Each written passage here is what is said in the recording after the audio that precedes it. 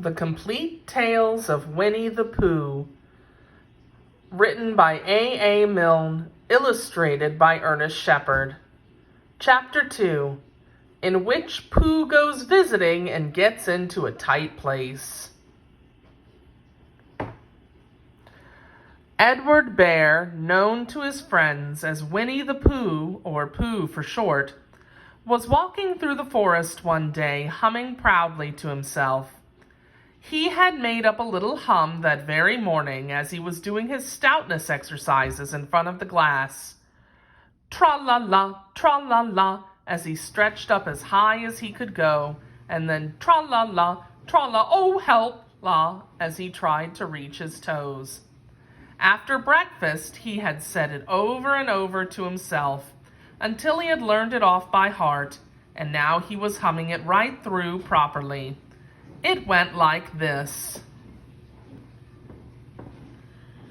Tra-la-la, tra-la-la, tra-la-la, tra-la-la, rum-tum-tiddle-um-tum. Tiddle-diddle, tiddle-diddle, tiddle-diddle, tiddle-diddle, rum-tum-tum, tiddle-um.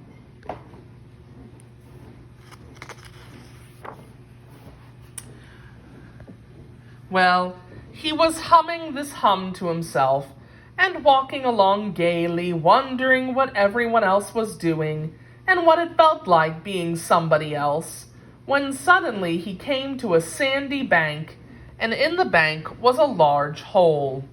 "Aha!" said Pooh, rum-tum-tiddle-um-tum.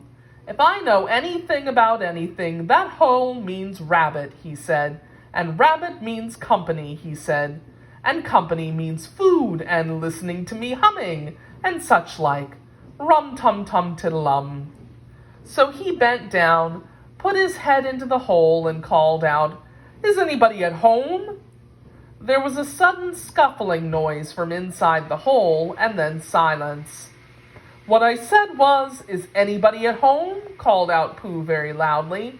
"No," said a voice, and then added, "You needn't shout so loud. I heard you quite well the first time." "Bother," said Pooh. "Isn't there anybody here at all?" "Nobody." Winnie-the-Pooh took his head out of the hole and thought for a little, and he thought to himself, "There must be somebody there, because somebody must have said nobody." So he put his head back in the hole and said, "Hello, Rabbit, isn't that you?" "No," said Rabbit in a different sort of voice this time. "But isn't that Rabbit's voice?" "I don't think so," said Rabbit. "It isn't meant to be." "Oh," said Pooh. He took his head out of the hole and had another think, and then he put it back and said, "Well, could you very kindly tell me where Rabbit is?" "He has gone to see his friend Pooh Bear, who is a great friend of his." "But this is me," said Bear, very much surprised. "What sort of me?" "Pooh Bear." "Are you sure?" said Rabbit, still more surprised. Quite sure," said Pooh. "Oh, well then, come in."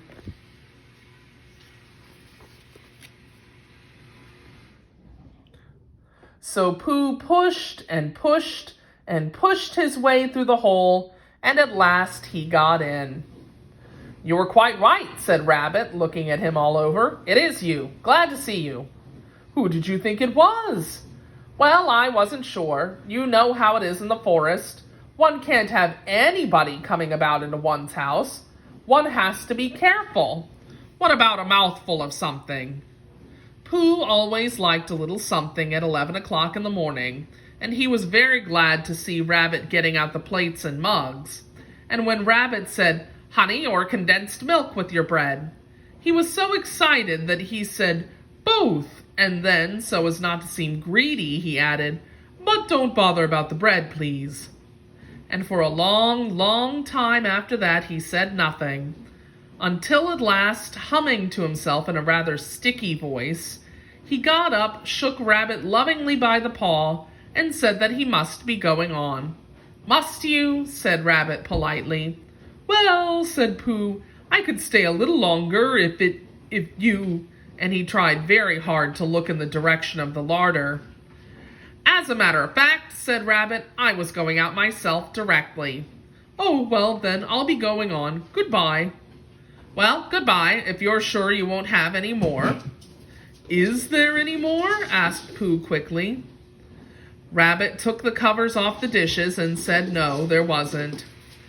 I thought not, said Pooh, nodding to himself. Well, goodbye, I must be going on. So he started to climb out of the hole. He pulled with his front paws and pushed with his back paws, and in a little while his nose was out in the open again, and then his ears, and then his front paws, and then his shoulders, and then...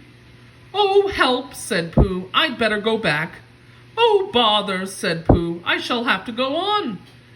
"I can't do either," said Pooh. "Oh, help and bother."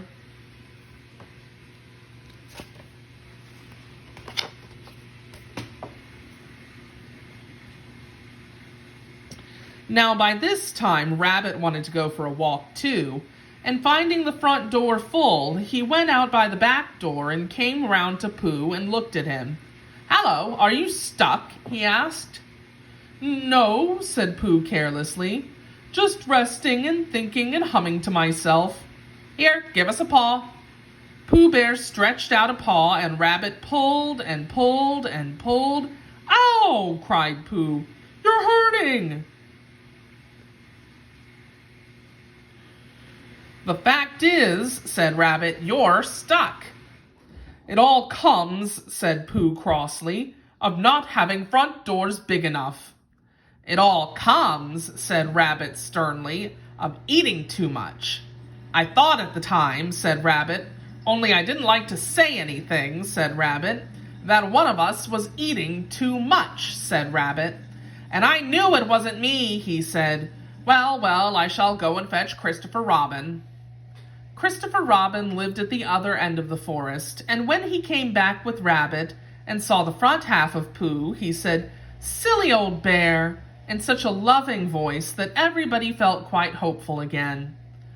"I was just beginning to think," said Bear, sniffing slightly, "that Rabbit might never be able to use his front door again, and I should hate that," he said. "So should I," said Rabbit. "Use his front door again," said Christopher Robin. "Of course he'll use his front door again." "Good," said Rabbit. "If we can't pull you out, Pooh, we might push you back." Rabbit scratched his whiskers thoughtfully and pointed out then, when once Pooh was pushed back, he was back, and of course nobody was more glad to see Pooh than he was. Still, there it was. Some lived in trees and some lived underground, and "You mean I'd never get out?" said Pooh. "I mean," said Rabbit, "that having got so far, it seems a pity to waste it."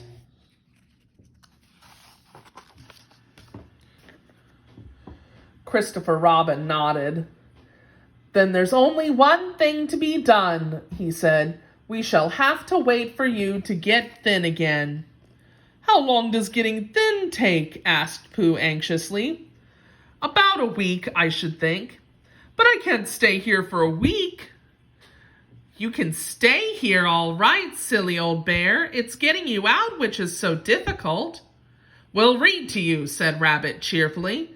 "And I hope it won't snow," he added. "And I say, old fellow, you're taking up a good deal of room in my house. Do you mind if I use your back legs as a towel horse? Because, I mean, there they are, doing nothing, and it would be very convenient just to hang the towels on them." "A week," said Pooh gloomily.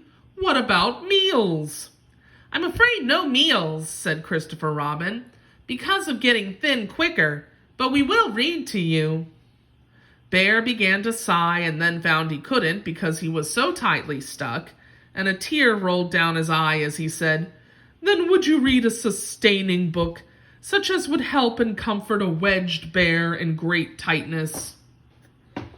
So for a week, Christopher Robin read that sort of book at the north end of Pooh, and Rabbit hung his washing on the south end.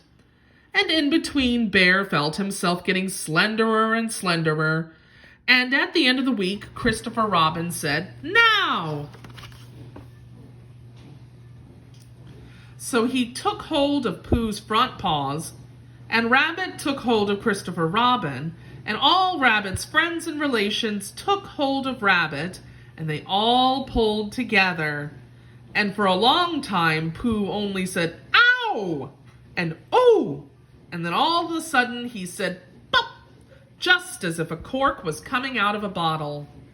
And Christopher Robin and Rabbit and all Rabbit's friends and relations went head over heels, backwards, and on the top of them came Winnie-the-Pooh, free!